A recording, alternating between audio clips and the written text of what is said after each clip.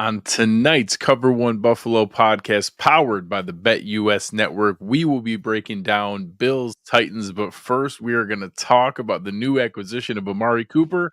And to do that, we will listen to our guys, Handsome Jack. Broadcasting live to Bills Mafia worldwide with Greg Tompsett and Aaron Quinn. Welcome to the NFL. Doesn't matter what's happened before today. Today's a brand new day. It's a brand new season. Your number one podcast for objective Buffalo Bills coverage. No matter where you are, we got you covered.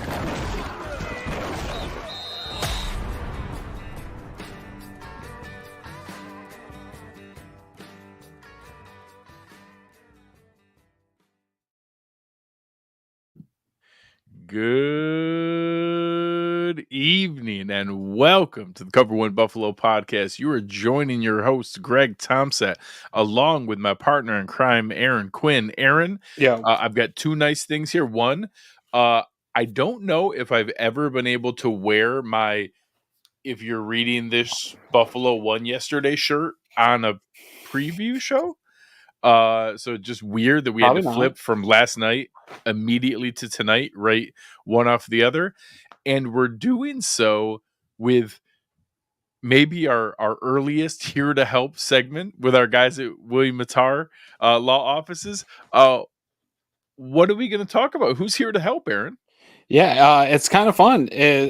So Bills get the win yesterday, obviously. That was a lot of fun. And then they get a win again, I think, this morning. And a cleaner win than they had last night in primetime football. You get the Bills trade for AMARI Cooper. And this was the first time in the day, Greg, where I had my phone was in the car and I ran in somewhere and I wasn't on my phone on a victory, usually on victory Mondays, Tuesdays, whatever days they are. A lot of scrolling, a lot of memeing, a lot of tweeting. So I would see this instantly. And it was about a 20-minute window. And I had no idea. I came back to my phone littered with messages and notifications and things like that. And I couldn't be happier. What a way to spend a Victory Tuesday we talked about this, even without the Cooper trade of getting guys back healthy. And this, we were going to be playing our best football. And then we kind of have talked about wanting this to happen and wish casting something like this to happen. And then Brandon Beane goes and does it. And only just a few hours after the Jets traded for Devontae Adams. So quite a morning in the AFC East here. Yeah. So for everyone joining us here tonight, we will be doing our normal breakdown in just about 15 minutes here. We'll be welcoming Mike Herndon to join us and break down Bills Titans. But first, we do want to talk about the trade that happened today. The official details, let me share it here. The Buffalo Bills sent their 2025 third round pick and a 2026 seventh rounder to the Cleveland Browns for wide receiver AMARI Cooper and a 2025 sixth round pick. So basically, they get a little bit better on the back end of the draft picks. They give up a third round pick. So next year, they're still going to have 10 draft picks. So have their first 2 seconds because we got the second rounder from the Stephon Diggs trade. Now they won't have a third. They'll have 3 fourth rounders because they'll have their own. Another from the Chicago trade last year and a comp pick for Gabe Davis. And then a 5th because of the Leonard Floyd comp pick, and then 3 sixth rounders. Sounds like a team that's lousy with picks. Yeah, lousy with picks. If you know what I mean. Draft picks, I do know. I know exactly what you mean. The draft pick, pool is still healthy, looking very good. 1 on day 1, 2 on day 2, just like you normally would. 6 in the first 4 rounds, still looking very, very good after this trade. Tells me more to move. We got more. Yeah, lots of some of those. Lots of maneuvering for Mr. Bean to do. But the big maneuver was today. It was trading for wide receiver AMARI Cooper. He's just turned 30, has been obviously very impactful receiver here. I think that, there's some fair questions. If you go and you just look at what he produced in the first 6 weeks of this season with the Cleveland Browns, I think you could be fairly skeptical. I think you could be concerned. And I think that there are some things that look, not up to the level he had been before. But there was such a cloud over that team having to play with Deshaun Watson. AMARI Cooper led the NFL in air yards off target. So like passes that he didn't even have a chance to catch. There were multiple Cleveland reporters who said their relationship specifically, Cooper and Deshaun Watson's, was incredibly poor. Like they used the words, I was told by multiple sources that Cooper hated Watson and did not want to play with him. Cooper was involved in the Brandon Ayuk trade rumors that got leaked, where Cleveland was trying to trade for Brandon Ayuk and Cooper was going to go back to the 49ers, and I think was hurt by that Cleveland was looking to move him. So I admittedly will say, I know guys, make sure you guys watch. Eric's going to do an awesome film breakdown. There are reasons to be concerned that, hey, is he still the same guy? But all I need to do is go back 10 months ago and watch what he did last December and January with Joe Flacco, where he looked like the dynamic true X receiver, outside receiver, coverage beating receiver. And that was not very long ago. I don't think he lost a step between January and now. So I am expecting a better, more motivated, more focused player than what we saw in the first couple weeks in Cleveland. And that's what I'm going to focus on, of what I think we're going to get when he arrives here. I'm not sure what to get. And I think Sean McDermott sort of talked about that a little bit too. And kind of, I think this is going to take a little bit more time in onboarding than I think the average fan wants it to take. I could see this being something where like we don't see him here for a couple of weeks. And even within that couple of weeks, it's a slower process to get him involved. Sean McDermott's pretty conservative. I think they'd like to get him going quick here and involved in this offense. But I think it's going to be something that takes a little time. Sean McDermott talked about kind of seeing where he's at now in his career and how that fits into this offense. I agree that he can run a lot of those concepts that traditional X can run. He's shown that he can do that. Some of what they've been trying to get Keon Coleman to do, I think it takes a little bit of the pressure off Keon to have to be that. For sure. I think it pushes Keon down to what Mac Hollins is. And so I think that it's a raising the level of the floor of this unit, where I like Mac Hollins. You talked about it last night. Like I like him fine as a guy that's that fifth option, special teams player, leader in the locker room, keeping guys together. I think he can patch it through a couple games. He shouldn't be you don't think he should be leading a receiving core in snaps? Because that's what he did last night. He played the most snaps of any receiver on the team last night. I don't think that's what we're looking for out of him. Yeah, no, some of that's Shakir's injury, muddying up some of this stuff. But I think the things that I'm probably the most excited for, outside of a connection of Cooper and Josh Allen potentially being really good, I think that possibility still does exist there. Worst case scenario for me, Greg, and this is kind of how I'm looking at it. One, super low to almost no risk here for the Bills. You're not taking on any money, right? The Cleveland's already paid the money, so you're not going to be paying this guy any money. It's not the Devontae Adams trade where you're caught with your pants down if this really doesn't work out and you're just eating money. So the money's fine. The draft compensation is totally fair, reasonable, cool with that. Even if he doesn't come in and produce at the level that is that high end of the ceiling, for me, it's the gravity pulling that we miss from a Stephon Diggs. Like this, another 30-year-old receiver who you can say what you want about Stephon Diggs out there, people, but he's still producing. He's still pulling attention from defensive coordinators week in and week out. I think that's the kind of impact immediately Amari Cooper can make, because whether or not he's been productive or as productive as he has been in the past, he's still getting a ton of targets in Cleveland. He's still somebody that defensive coordinators, when they go to play Cleveland, they know the name Amari Cooper. They know where that spot is. They're going to draw some of that attention. And right now for the Bills, that's kind of going to Dalton Kincaid. That's been keeping him quiet. A lot of that attention is, Khalil Shakir's been able to play with some of that attention, but I think it frees him up. And this is just another piece that adds to a room that now defensive coordinators have to consider whether or not he's actually going to be super productive or not. The rest of this year, people are going to take him seriously when he's lined up on the field with Josh Allen. And so that's the worst case scenario. I don't want to say he would be a decoy, but that worst case scenario for me is he's such a name and he has so much production in this league and he's established himself that it does pull a gravity that should release some of the pressure on some of the guys that haven't Dalton Kincaid hasn't proven that he's that kind of guy yet that can deal with bracketed coverage and still produce at a high level. And so pull some of that off of them, open up these other guys. And I think the production from the whole group of pass catchers will increase just because of adding Cooper. 100%. I think you're spot on in the domino effect of just letting everybody come down one rung in the tier. They didn't have anyone that was necessarily pulling that gravity the way that we were hoping. We saw the attention that you talked about that Kincaid was getting, I but think the not run they game could has, play right? That's through why it. you've seen teams playing some more man Yes. coverage. They're coming up in the box. They're saying, we're not, these guys aren't going to beat us in man coverage, so we're going to sell out on the run against the Bills. And they've been able to run this last week, but you've got to have something that busts that and moves teams back. Correct. And what you need in doing that is a guy who can win on the outside. Well, Amari Cooper has played 80% plus of his snaps on the outside his entire career. He's always been an outside receiver. He can play in the inside. He's had a couple, 20, 15, 20. I think he had one season back with Dallas where he played like 28% of his snaps in the slot, but 70% plus, and one season 90% plus of his snaps on the outside. He's one of the best in the league at beating man coverage. When you're going to try to get teams out of stacking the box and coming after you, you need a guy who can beat man coverage.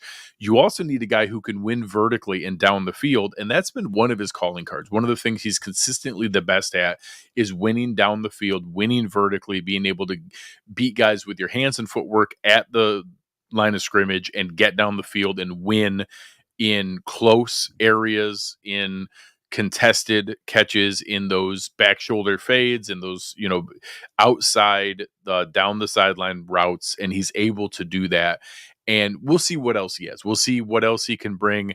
I don't think he's as fast as he was early in his career. I don't think any receiver at 30 is as fast as they were at 25. I think that's just natural. But I still think there's more to what we've seen.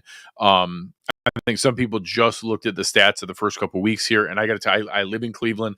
I can tell you there is a cloud over this team and a funk around it. The entire city is deflated from having Deshaun Watson there. That entire locker room is like that. They're turning on each other. And we listed at the beginning of here all the different other factors that go into why we weren't seeing this same Amari Cooper. And like I said, all you have to do is go back to that stretch when Joe Flacco came in. And I know it came up here. Joe had it on the screen. He had a 263-yard game, last year. He's fully capable of exploding and performing at that level. We'll see how consistent it is. We'll see what else he can bring to the table of what's there. He needs to prove that because there is some, lackadaisical film at the beginning of the season. I'm willing to assume we're going to get a more focused and ready player when he gets here than what was out there in a situation he didn't want to be with a player he didn't want to play with a team he knew was trying to get rid of him. Right. And all those factors in, I think, are reasons to be able to have some excitement about what this guy can bring. A couple other details. Obviously, we gave you the trade details. The reason this was feasible is because this offseason, the Browns paid his nearly $20 million salary ahead of time in a bonus to push it into future years. In doing so, they dropped his current salary for this season down to the minimum. It was $1.2 million. So that, every player's salary is paid out in 18 weekly game checks. They've paid 6 of those. The Bills will now have to pay the remaining 12. What's remaining on that is roughly a little between $800,000 and $900,000 of what's there. So the Bills are going to take on an $806,000 cap hit for this season, and all the rest of the money was paid by the Cleveland Browns. So the Bills will now get a kind of free try before you buy segment here, where they'll have him on the team for the rest of these 11 games of the season, plus hopefully 4 more in the playoffs. We'll be able to figure out if he's a good fit. If he's a good fit, they can work on an extension and retain him. If it's not the right fit, or he's looking for more money than what the Bills want to pay, if he leaves, we'll be able to get a comp pick like we did for Gabe Davis. So if he leaves, and let's just say he signs a 30-year-old Amari Cooper signs a similar deal to what Gabe Davis just got, that was a 4th round pick, comp pick. So we would get back the 4th rounder in exchange for the 3rd that we just used for the rental, or we retain him and extend him as a player we want for, say, a 2-year extension to be part of this team going forward. I think all of that, I'm really excited about the trade. You know, I know people were excited about Davante Adams, paying Davante Adams $11 million versus paying Amari Cooper $800,000. I'll take that any day of the week, because we gave up the same kind of draft capital that the Jets did for Adams. Yeah, and Amari Cooper's gonna have a chance probably to play in some playoff games. I was actually thinking about this too, like for him, thinking about his career, 10 years in, like to your point, I think there will be at the very least there'll be a honeymoon period where this is the best situation that he's probably played in his 10 years. I know there were some good years in Dallas, but Dallas has always been kind of a paper tiger, if we're being honest. I know ESPN won't tell you that, but yearly they are. And so this is at least a situation where if he had a bad attitude, this is the perfect place to cleanse it. I do believe in come to Buffalo to be the best version of yourself. I don't think that's just talking points. I do think they believe in that and resonates throughout their culture. And here's the thing, to your point, like you didn't give up enough to where it matters if it doesn't work out.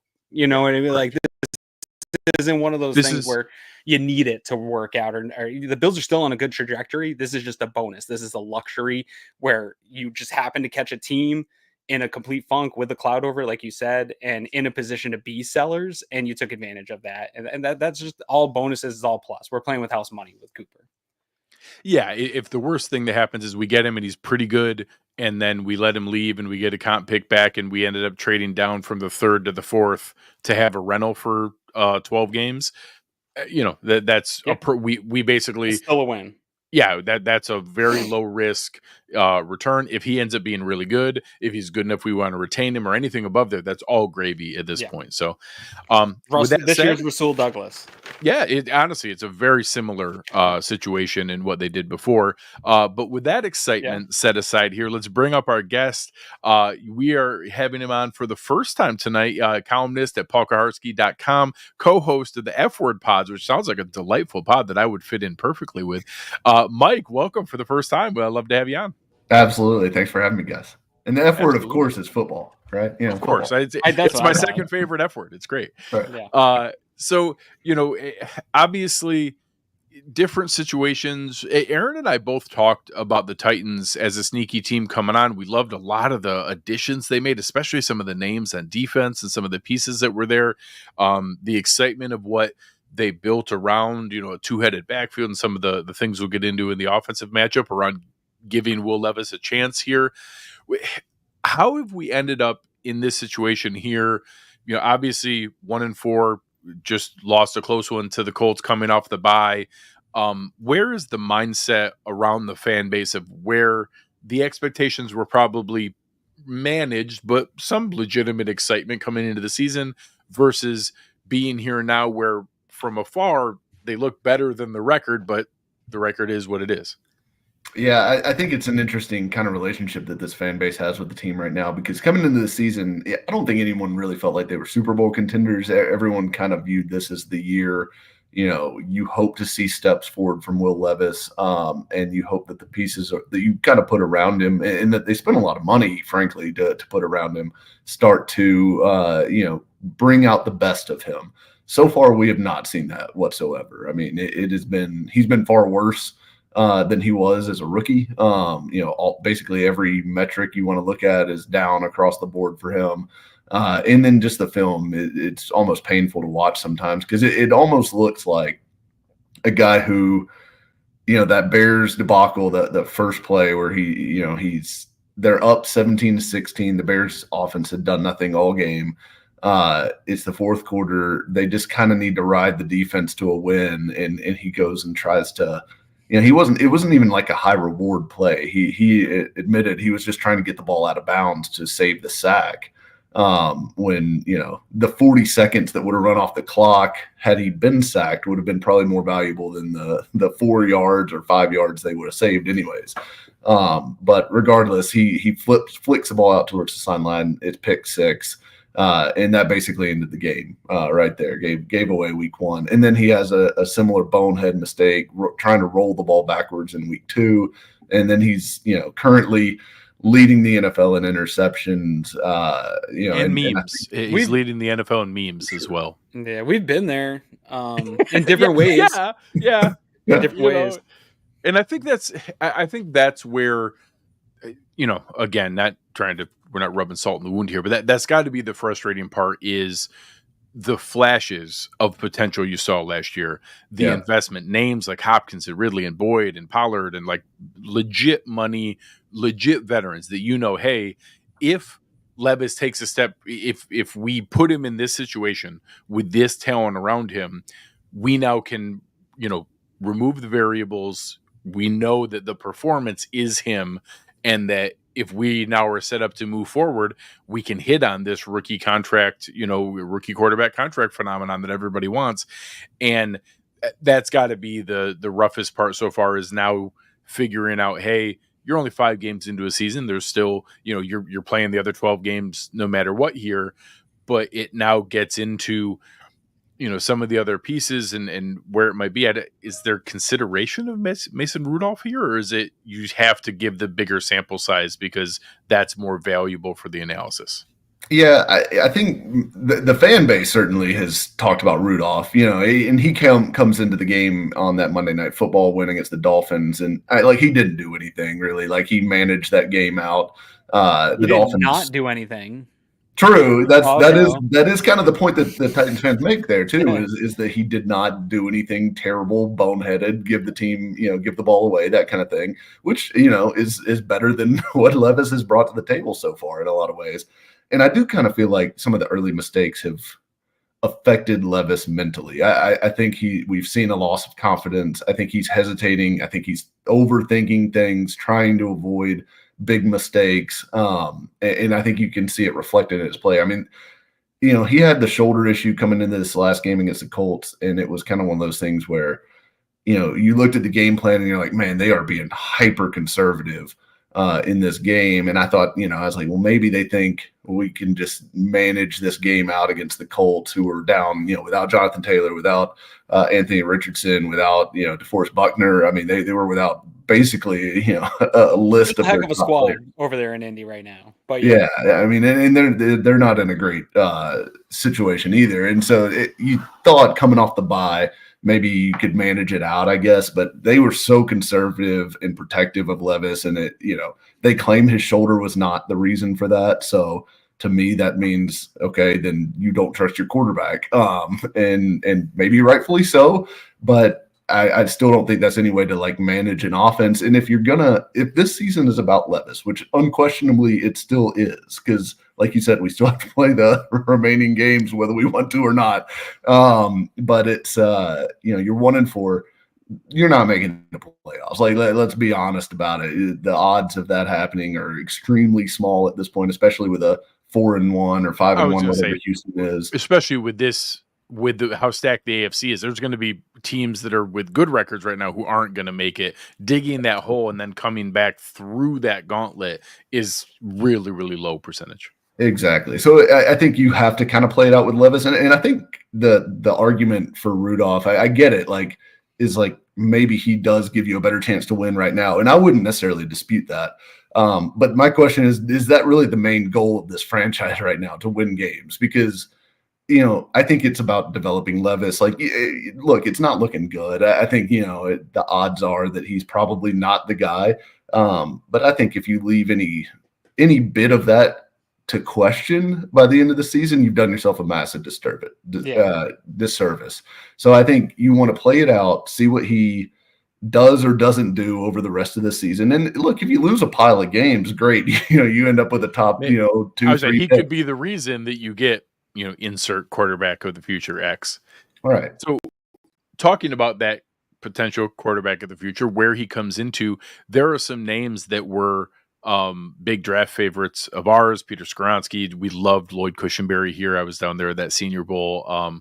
Even guys like Petit Frere, but Latham, obviously we knew we weren't in the range to be able to get him this year, so we didn't spend a lot of time on it in going into it. How has that come together? I know one of the big things of Callahan coming in was, it's a package deal. He comes with his dad.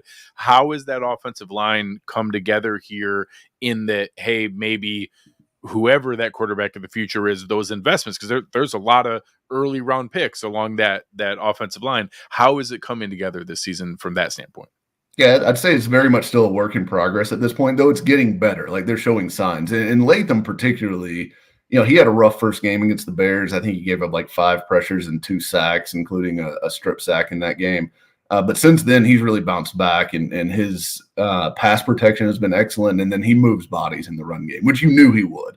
And so it's one of those things. That left side, especially in the run game, is pretty impressive when they get together between Skoronski and Latham, and then Cushenberry at the center, obviously. That's been their most successful part of the offense, has been running left behind those, first-round picks. So that part is encouraging. Skoronski's kind of been pass protection wise up and down, but I think he's starting to see some of that come together. And now you'd expect with Bill Callahan as offensive line coach that this group is going to gel and peak as the season goes on. It's one of, if not the youngest offensive line groups in the NFL. I mean, Latham's 21, Skoronski's 23, Cushenberry's the oldest one at 26. In this group. So it's a lot of inexperience, but a lot of talent too. So, the right side is the weak spot, especially right tackle, which has been a revolving door for them. They started off with Petit Frere. He kind of failed there for them. They went to Jalen Duncan, who was a 6th-round pick last year of theirs. He is not any better. In fact, he's been worse. And now this last game, they pivoted to Leroy Watson, who was a kind of Bill Callahan project guy who he had brought into. Came with from Cleveland?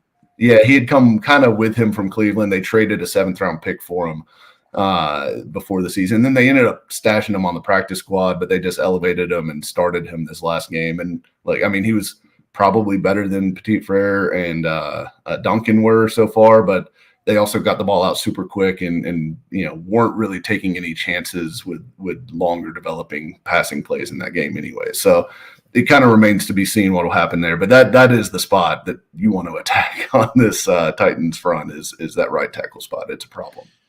So you talked about it when the run game gets going, that left side, what they're opening up here. One of the positive flashes this year has been the 1-2 combination, Tyjae Spears and Tony Pollard, where, I think some people were really concerned last year.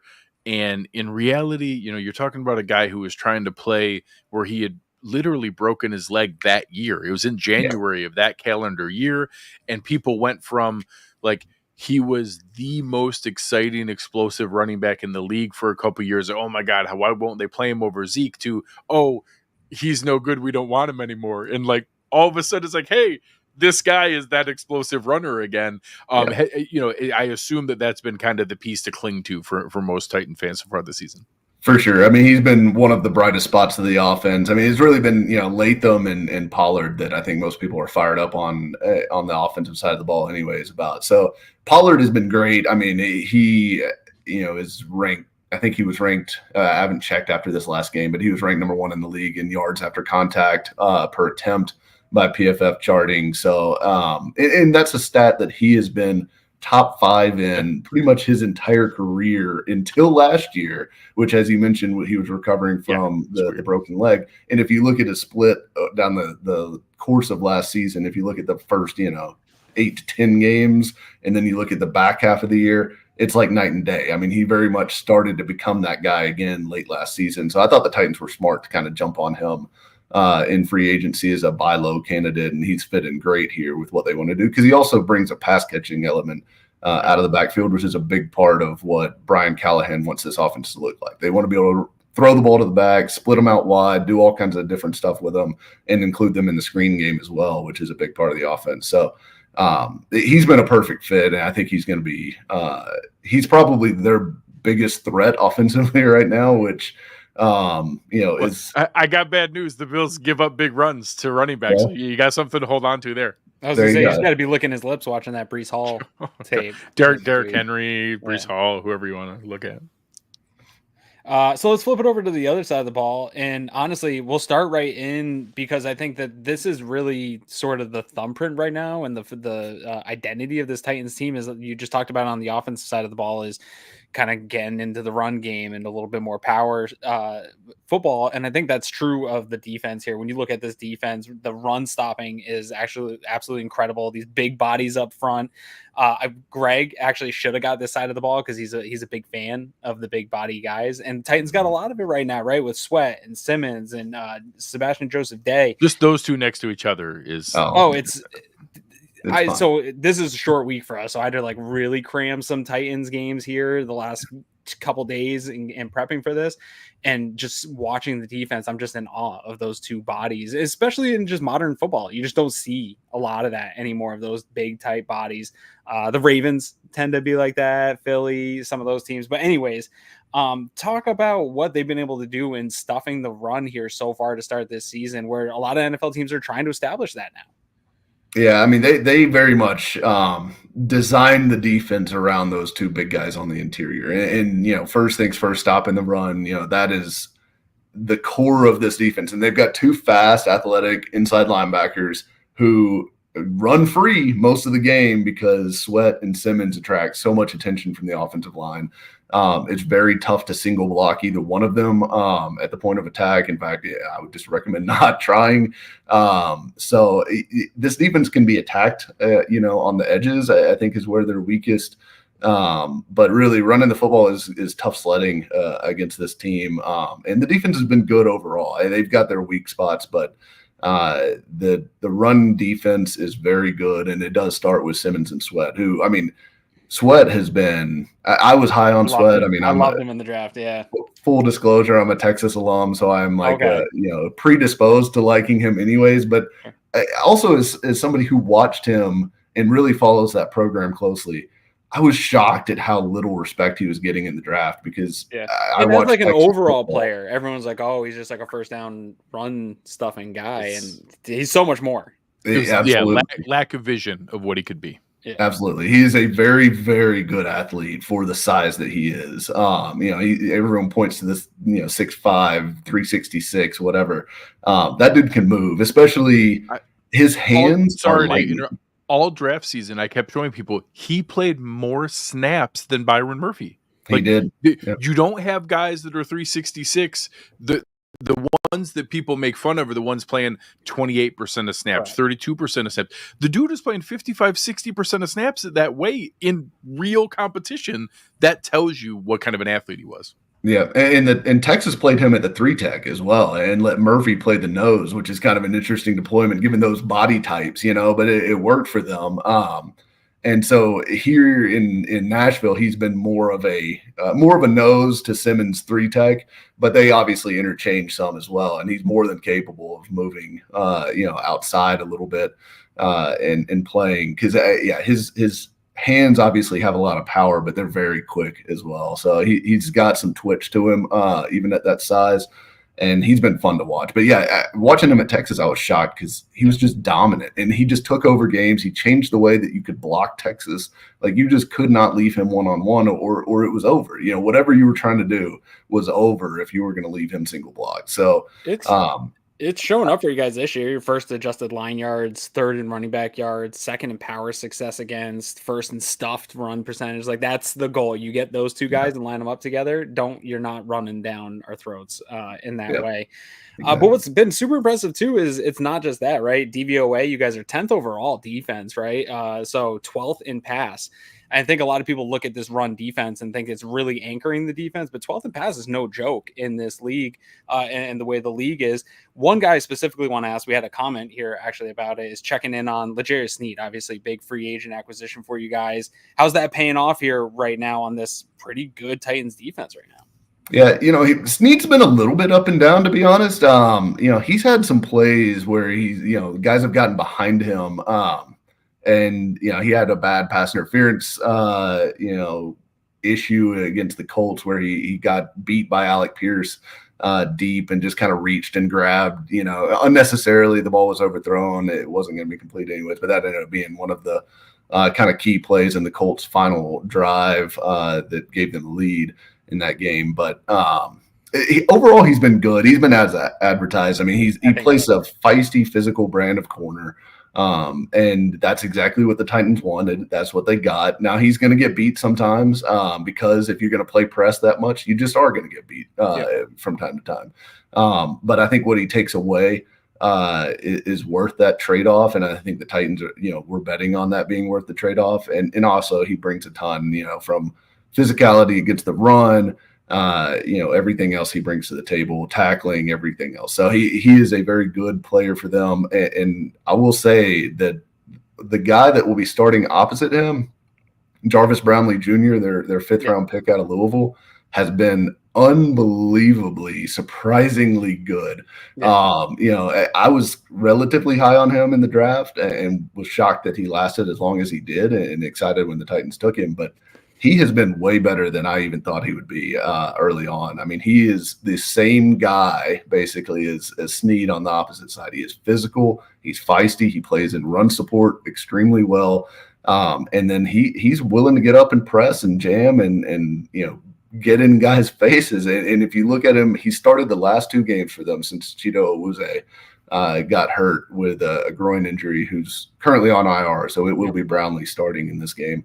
But he has allowed, I think it's like 19 or 21 yards, something like that, on 12 targets over the last 2 games with two PBUs mixed in there. I mean, he's been outstanding for them and a real bright spot in what's been a good rookie class for them, kind of lost in the shuffle of some of the other struggles. Yeah, it's got to make you guys feel good. And that shows up, again, DVOA, wide receiver 1, you guys are top 10. It's 6th against wide receiver 1's your defense. And against wide receiver 2's, it's 2nd. So that kind of goes right in line with what you're talking about, how Snead's playing, how Brownlee's playing. And so this is my kind of news. We don't have a wide receiver 1. So yeah, can't guard us. We might. Sorry. Well, we just traded for one. We're not sure if he'll be here on Sunday. We'll see. We'll see. Yeah. But one thing I like to ask the guests about is sort of, you talked about there isn't a lot of weaknesses on this Titans defense, and I agree. And I've been looking at for them every single week, and I like to kind of ask somebody, hey, am I right here? And this is how you attack this defense. And where I came to is attacking this linebacking group a little bit in the passing game. And if you can get to that second level in the run game, you can kind of stress those guys, like you said, with some of that outside stuff, stress them there. But for me, it's really like attacking with running backs and tight ends in the passing game seems to be the way to move the ball against this Titans team right now. Yeah, I definitely agree. I mean, Kenneth Murray, that's kind of been the knock on him ever since he's been in the league is his ability in coverage. I mean, if you can turn him loose and get him going downhill, I mean, he's a heat-seeking missile that weighs 240 pounds, and he will knock you back in the hole. So he does a lot of that stuff well. He blitzes pretty well too, which, I expected to be a little bit bigger part of their defensive package with Denard Wilson coming into the season than what it has been so far, especially after they went and traded for Ernest Jones right before the season as well, who kind of brings that skill set as well. So they've kind of got 2 linebackers that are almost like mirror images of each other. They're fast, they're aggressive, but they can be beat on play action and misdirection and things like that. I mean, because they are going to be aggressive. I mean, that's just part of who they are. So I think that is where you want to attack. And look, the pass rush is a problem. We talked about Simmons and Sweat, and they can generate somewhat of a pass rush, but the edge rushers, they've gotten almost nothing out of them. I mean, Harold Landry is a good player. He's not like a big time pressure guy. Like he's very good at finishing, I guess is the way I describe him. He is a finisher. He's good at running off of stunts and twists and things like that because he's so athletic. And he's good at closing and finishing at the quarterback, but he is not going to line up and just beat your tackle in one-on-one. And Arden Key has been a complete, non-factor for them so far this season. I think Key has 7 total pressures on the year, despite playing like 80+% of snaps so far for them this season. And they don't have another edge rusher outside of Landry and Key with a single pressure on the entire season. So it's a major problem. They don't have any depth there. They're not getting any production out of Key. And so that is the biggest issue. They don't create turnovers because they're not pressuring the quarterback, despite the secondary playing pretty well, being a strong secondary, in my opinion. They're not going to be able to force turnovers until they can turn up the pressure, and they just haven't been able to do that. Yeah, it's weird because both lines, we talk about winning in the trenches all the time, and both lines are actually so super physical, and especially in the run game, but they seem to both be lacking in the pass game on both sides of the line right now. We'll see if they can get that turned around. So, Mike, it's been a pleasure to have you on, but we got to put you on the spot here. I won't lie, the sports books are not super favorable right now. Our friends over at BetUS have the line at 9.5. I wasn't expecting that, to be honest. I mean, the Bills, they are coming off 3 straight road games. There's excitement around, an ugly game, but they found a way to win. I know that, obviously the Titans, it hasn't gone as well as expected. I don't feel like this is a 9.5 point difference, but maybe with where they're at and the points of the season and how things are rolling currently, the Vegas always knows more than what I know. So what do you expect to see this Sunday afternoon, and what's your prediction of the score for the game? Yeah, so I'm kind of torn on this because the Titans have been a difficult team to blow out this year. They've lost 4 games, obviously 3 of them were, by 7 points or less. So it's been, they haven't really been dusted yet. Even the Packers game that they lost by, I think 16 was the final difference on that one.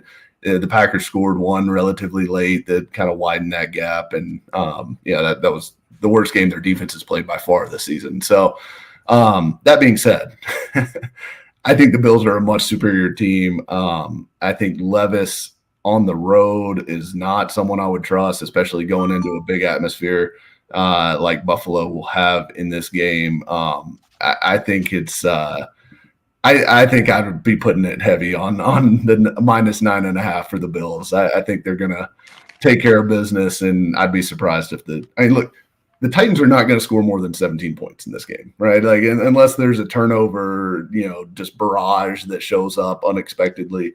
They're not scoring. Which Josh has done on occasion. I was gonna say, luckily not this year, but he has had. He's due. Yeah. 0 interceptions so far this year. He's due. If you want to go that route. Yeah. But I think that's the only way they stay in this game is if Josh Allen has one of those games, and kind of just lays it on the platter for him. So I think that's the only way they're hanging around. Otherwise, I think this is going to be relatively ugly, maybe a 30-10 kind of spot for the Bills to win this game.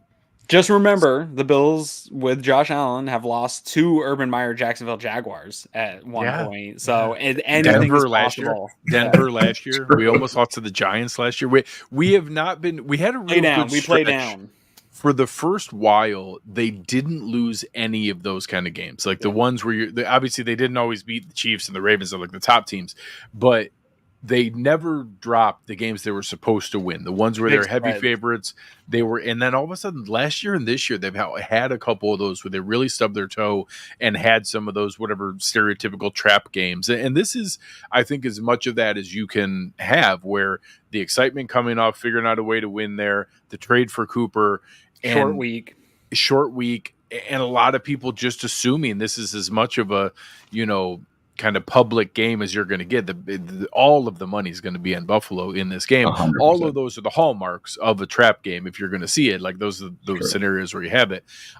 So whether you're worried about the trap game, whether you agree with Mike and think that it's going to be a Bills victory, you can use promo code YouTube150. You can get a deposit match up to 150%, up to $2,000 on your first deposit, 125% on your second or third deposit. Make sure to support our friends over at BetUS here and be able to get some action into the game. Quick and easy payout, super easy to work with. Mike, let us know before we get you out of here, what's going on? What's your next piece coming up at Paul Kaharski, or what's next on the F-Words pod?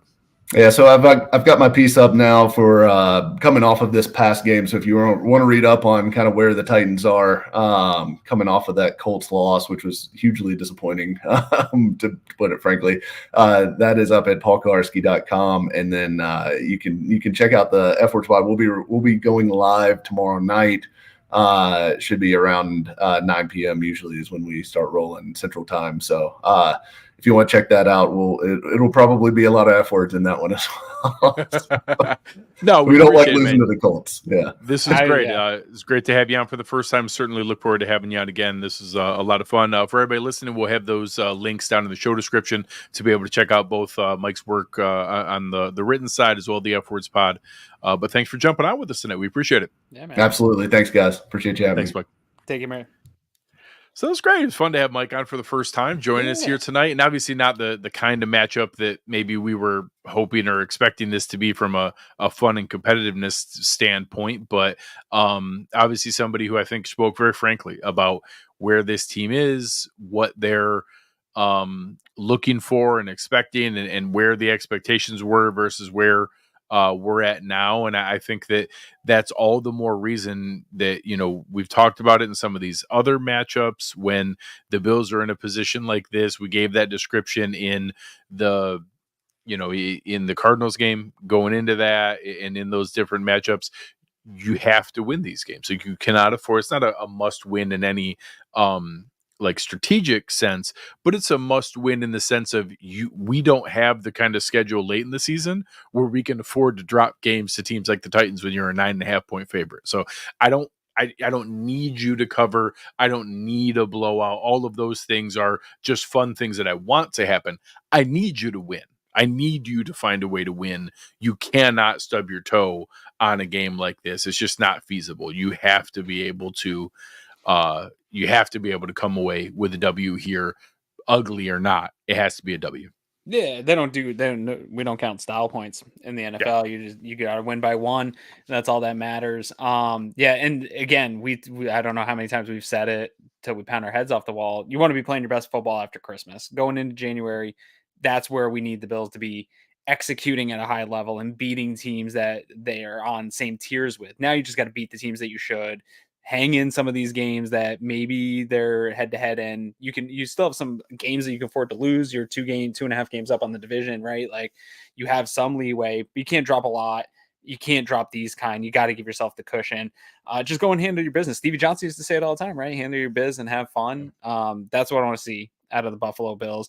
This is going to be a more annoying, more difficult, probably sloppy at times, frustrating game than Bills fans want to admit.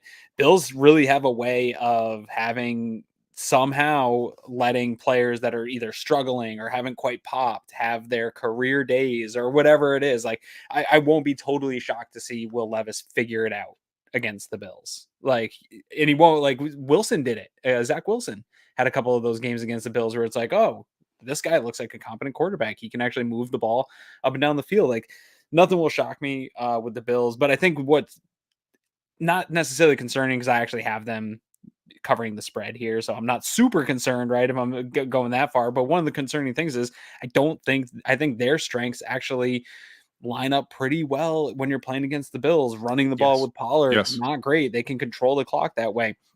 I think stopping the run, I think the Bills offense operates the best right now when they're able to be doing what they did on the ground with Ray Davis just last night, what they've done on the ground with James Cook in the past few weeks. Like having that running attack, I think allows Josh to flow within the offense and doesn't put it all on Josh. They can stop the run. So they can run on you. They can stop the run. They can make plays in that backfield. All those things a little bit concerning to me of how a team like this that isn't a favorite could just kind of hang around in a game and keep it low scoring enough to just make it a one-play game. But I don't have it that I have the Bills winning this one. I'll jump right into it. I have them winning 27-17 on this one. I was right there with Mike. I just don't, unless something pops, a special teams, defensive touchdown. I have a tough time seeing a Will Levis led offense put up more than 17 points against this defense. I think they'll get yards. I think Pollard will probably have a day. I'm hoping. I need a fantasy win. I got him. Yeah. I need at least Pollard to have a day. I think all those things will happen, but I don't think it's a path to scoring over 20 against the Bills. I agree on that 100%. I do think Will Levis is going to give us the ball. I think the defensive line is going to look good with some sacks. I think they can take advantage of that right tackle situation that he talked about. I also think their defense is better than people realize. I don't think it's going to be pretty necessarily. So, I have a super similar logic to yours, but mine's just a notch lower. I got 23-13.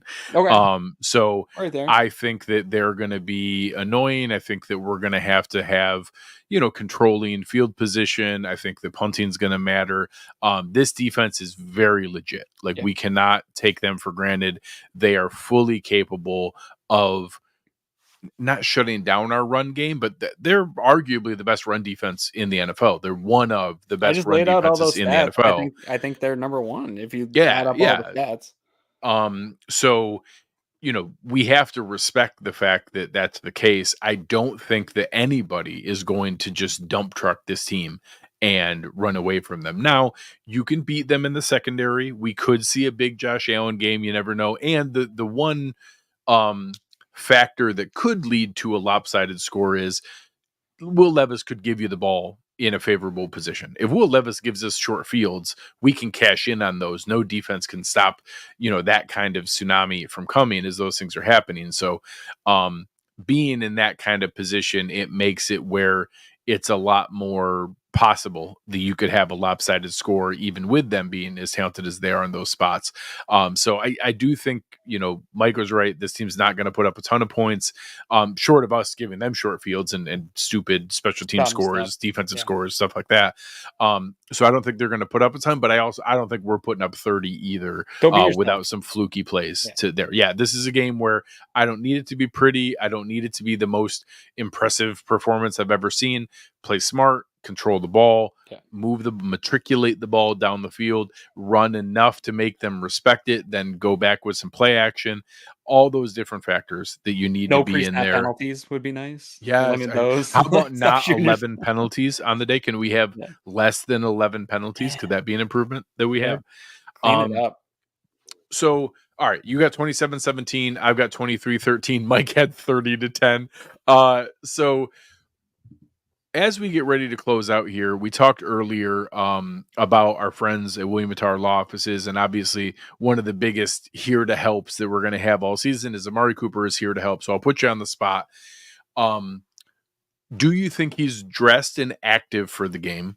One, and if so, what's a guess on snap count for this game that you think, percentage wise? So do you think he's active? And if he is, do you think it's more than maybe a small package, 30% of the snaps?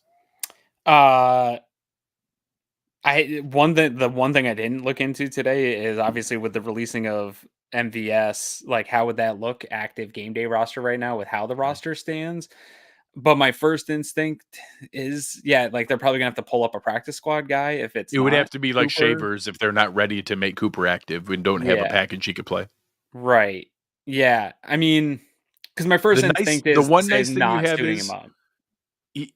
Coming in and having a small package of vertical routes you can run is a lot more feasible when it's not like Mac Hollins can do the special team stuff. You don't need him there. All you need him to do is just some of those basic packages where, hey, Mac Hollins had been running, 25, 30 routes a game.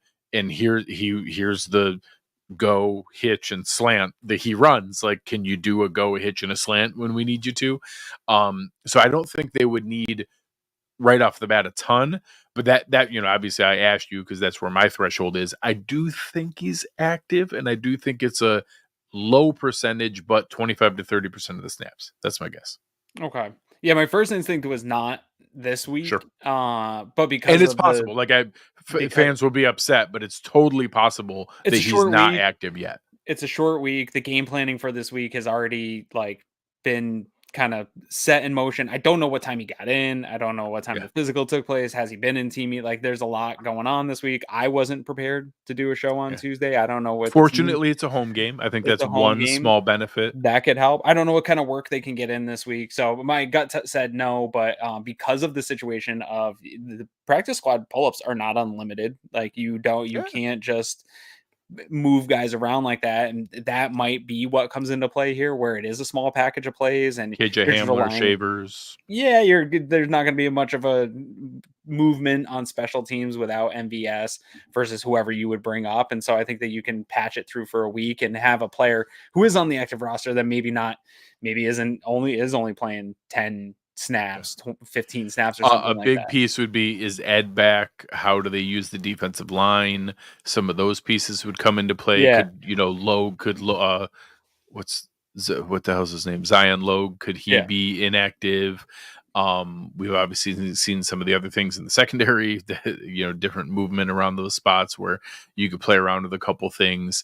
I don't think Tennessee's a team where you need a ton of 3 safety looks, so it's not quite as urgent as what it is. Taron looks like he's pretty fully back. I meant to ask Eric, Is there any? Am I just trying to like grasp at straws here that he is playing in Ken Dorsey's offense, and I don't think we completely changed all the language here with Joe Brady? Like, is there at least is that feasible that there's not a huge dramatic change in the language at least, and like maybe that could be a small head start coming here? I don't know. I think the offense is very different. But I know it's it's I, more and I don't know concepts how than much it was is language. Stefanski or how And much was yeah, Dorsey is the part I don't know. that's also true. I don't know. And yeah, I don't know how much the language has changed over the year here with Brady installing his own. But Titan had a point of he's a vet. He doesn't need to get ready. Like yes and no. Even Rasul Douglas, who's like the vettiest vet there was coming in last year, talked about the transition and like feeling like really leaning on the coaches to have to get himself ready and see what this defense was about.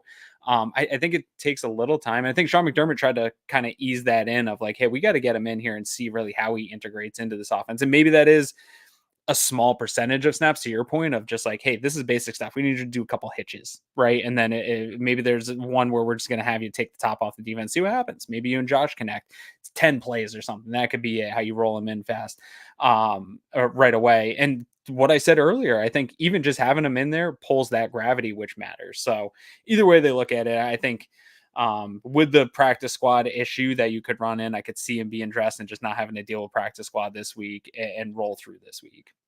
So I'm literally scrambling and searching as we're talking here. So the two reference points we have is that last year we traded for Rasul Douglas and he immediately played the first week.